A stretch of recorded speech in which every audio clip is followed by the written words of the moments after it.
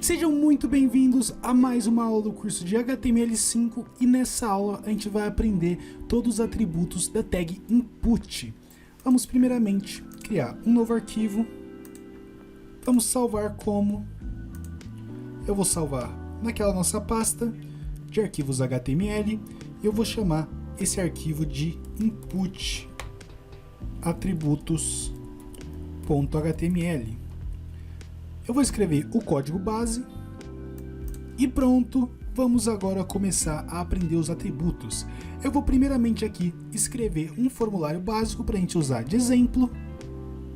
Pronto, já está aqui o nosso formulário e vamos para o primeiro atributo, que é simples, é o atributo value, que a gente já usou aqui nesse curso, que ele serve para atribuir um valor para o input que pode ser alterado pelo usuário. Vamos, por exemplo, colocar aqui Ricardo, esse é o valor padrão de nome, e agora se a gente salvar isso aqui e abrir no navegador, como você pode ver, já está aqui o nosso valor padrão e a gente pode alterar ele para qualquer coisa que a gente quiser, como por exemplo Daniel, mas sempre que você atualizar a página ou clicar no botão reset, que eu te ensinei a criar numa das últimas aulas, ele volta para o valor padrão, que é Ricardo. Então é assim que se usa o atributo value. Eu vou adicionar alguns BRs aqui, só para deixar tudo organizadinho. Salvando e atualizando o navegador, já está bem melhor aqui. E vamos agora para o próximo atributo, que é o read only, que é um atributo que serve para tornar campos somente para leitura. Então, se eu colocar aqui read only e salvar, como você pode ver, eu não consigo mais alterar esse campo, ele é só para leitura. E quando o formulário for enviado, esse valor vai ser enviado automaticamente, sem que o usuário consiga alterar. Você pode usar de diversas maneiras esse atributo. O próximo atributo que a gente vai aprender é o atributo disabled, que ele serve para desabilitar um campo. Por exemplo, eu coloquei aqui no campo e-mail disabled, e se você vir aqui no navegador e atualizar, como você pode ver, esse campo ele não é mais selecionável, você não consegue alterar, você não consegue nem passar o mouse em cima e ficar esse símbolo aqui, né? Ele fica só completamente desabilitado, mas ele ainda fica visível.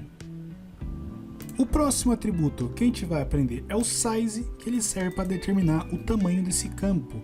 Por exemplo, eu botei aqui size 50 e esse input aqui de baixo está com size padrão. Salvando, vindo no navegador e atualizando, como você pode ver, o atributo nome ele já está com 50 caracteres de tamanho e o e-mail está com o tamanho padrão. Então é assim que se usa o atributo size. Vamos duplicar esse formulário, ou melhor, só essas informações, e vamos colocar um HR entre elas para separar. Eu vou tirar esses atributos aqui, vou deixar só os que estavam no começo, para a gente começar a aprender os novos atributos. Vamos para o próximo atributo, que é o atributo maxLength. Esse atributo serve para determinar o tamanho máximo de caracteres que você pode colocar nesse campo. Como por exemplo, eu vou colocar aqui 5. Se eu vir no navegador e atualizar, nesse novo atributo aqui embaixo, eu posso escrever o que eu quiser, por exemplo, Carlos. Eu vou colocar aqui, por exemplo, 5 nesse maxLength. Se você vir no navegador e atualizar, nesse novo campo, como você pode ver, você não consegue escrever mais do que 5 caracteres. Eu estou clicando aqui para terminar o nome Carlos, mas eu não consigo colocar mais do que 5 caracteres. Então é assim que se usa o atributo maxLength. Para o próximo atributo, a gente precisa de um input do tipo number, então eu criei aqui embaixo um input do tipo number. E o próximo atributo são os atributos min e max, que servem para definir um valor máximo e mínimo para um input de número. Vamos, por exemplo, colocar aqui 5 e 50.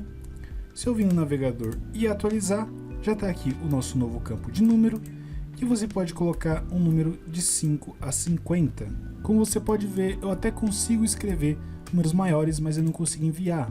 Se eu tentar aumentar aqui, ele não vai aceitar, e se eu abaixar, ele vai voltar direto para os 50. Mesma coisa se eu colocar 5 e tentar abaixar um número, ele não deixa. E nenhum número que não seja entre 5 e 50 será enviado. O próximo atributo é o multiple, que a gente também aprendeu em algumas aulas anteriores, e ela serve para você deixar o usuário escolher mais de um valor em um campo de arquivo ou de input, por exemplo. Aqui, nesse de input, eu vou colocar multiple, e agora o usuário pode mandar múltiplos arquivos nesse input.